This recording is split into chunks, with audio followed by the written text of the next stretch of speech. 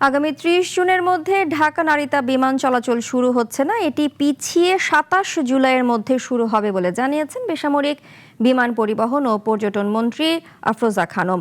দুপুরে সচিবালয়ে এক সংবাদ সম্মেলনে একথা বলেন তিনি। বিমানমন্ত্রী বলেন, জাপান বাংলাদেশের মধ্যে দ্বিপাক্ষিক সম্পর্ক আরও জোরদার করার উদ্যোগ নিয়েছে সরকার।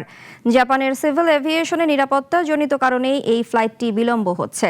তিনি জানান, বিমানকে যেন ভবিষ্যতে লাভজনক ও টেকসই করা যায় সে ব্যাপারে কাজ করছে সরকার। নিউ ইয়র্ক, সিডনি সহ মধ্যপ্রাচ্যে আরও বেশ কিছু ফ্লাইট শুরু করার পরিকল্পনা রয়েছে সরকারের।